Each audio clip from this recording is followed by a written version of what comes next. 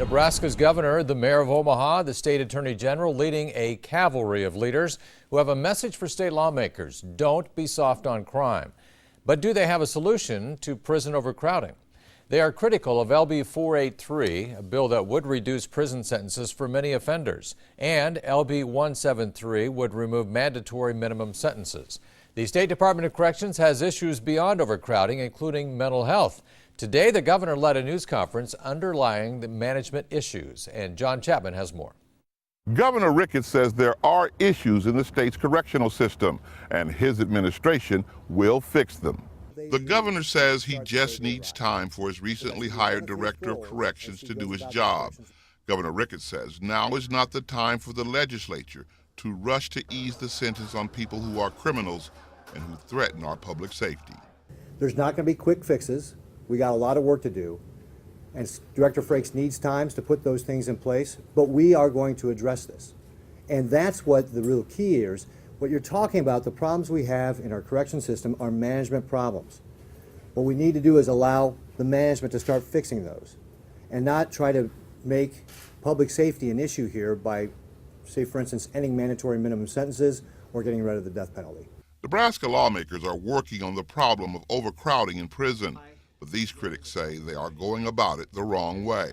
And it makes no sense to me if we have a problem that we need prison reform to start changing these sentences for the worst of the worst type of criminals and behavior that we have within the system. Prison overcrowding is an acute problem.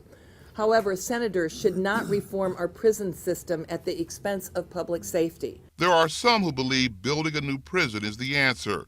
The governor says it's much too early to discuss that option. I don't believe building a new prison at this point is going to solve any problems. I think we've got a lot of structural things we have to do differently.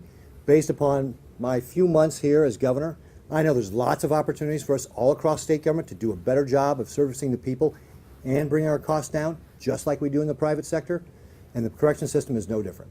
Governor Ricketts says his management team will analyze the problems of the state's correctional system. He hopes to have results by the fall of this year. With photographer Mike Plews, John Chapman, WOWT 6 News. Governor Ricketts also says that Director Frakes will look into mental health issues as he reforms the corrections system. Even in the face of this morning's criticism, state senators move forward on repealing the death penalty. And the idea received first-round approval, so it will advance to a second vote. In response, the governor criticized supporters, but only singled out by name the one senator who has long supported doing this. In a statement, Governor Ricketts said today's vote for Senator Ernie Chambers' plan to repeal the death penalty is out of step with Nebraskans, who tell me that they believe the death penalty remains an important tool for public safety. If this legislation comes to my desk, I will veto it.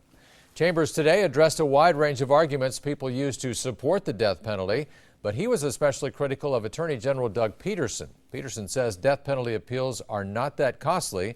Chambers says Peterson's only talking about costs to his office. The Attorney General is disingenuous, he is unethical, and if he believes what he's saying on that little piece of paper, he is ignorant about the law as it addresses capital cases. All of the controversial bills have passed the first round, and they will need to pass 2 more votes before going to the governor.